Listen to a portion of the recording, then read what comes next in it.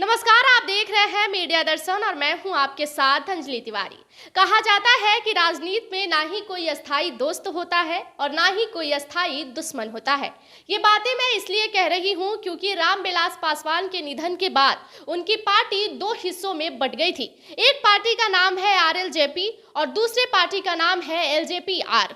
LJPR party जो है उनके पुत्र चिराग पासवान के द्वारा चलाई जाती है और आरएलजेपी उनके भाई पशुपति पारस के द्वारा चलाई जाती है। आप बीते दिनों से ये देख रहे होंगे कि पशुपति पारस के कार्यकर्ताओं के द्वारा या फिर प्रवक्ताओं के द्वारा या फिर पशुपति पारस के द्वारा ये बयान आता था कि पार्टी टूटे तो जुट सकती है लेकिन दिल टूटे तो नहीं जुट सकती। लेकिन आज ये नामुमकिन मुमकिन होता हुआ दिख रहा है।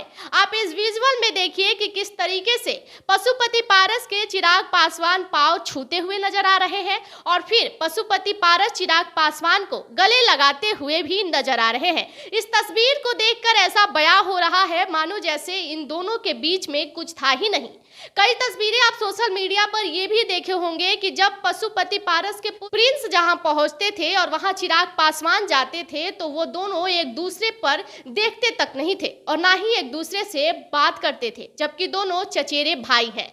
दुश्मनी और विवाद इस कदर थी कि दोनों की बातचीत होना दूर दूर तक संभव नहीं था। राजनीति में यहाँ दांवपेच भी फंस रही थी कि चिराग पासवान और पशुपति पारस की अगर मेल हो जाए तो शायद बीजेपी को बहुत ज्यादा लाभ भी होता और आज ये संभव होता हुआ नजर आ रहा है।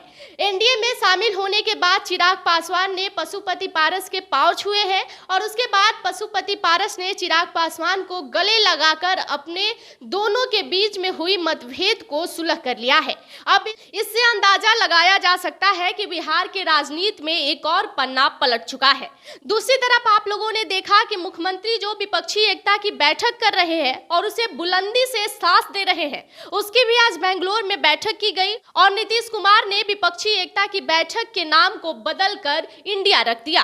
एक तरफ एनडीए और दूसरी तरफ इंडिया, ये भी बिहार के लोगों के लिए एक बहुत बड़ा मुद्दा होगा। इधर एनडीए की बैठक दिल्ली में चली है, दोनों जगह की तस्वीरें सामने आई है और आपने देखा है कि किस तरीके से दोनों पार्टी एक दूसरे के प्रति रणनीति तैयार कर रही है। यानी कि उधर एनडीए चाहती है कि हम नीतीश कुमार की छुट्टी कर दे, इधर नीतीश कुमार चाहते हैं कि हम भारत मुक्त बीजेपी बना दे। अब कौन किस पर कितना भारी है ये तो देखने वाली चीज होगी, लेकिन फिलहाल मैं इस तस्वीर पर कुछ ज्यादा फोकस करूंगी जहां की पशुपति पारस कहा करते थे कि पार्टी टूट जाए जुट सकती है लेकिन दिल से दिल टूटे तो नहीं जुट सकता।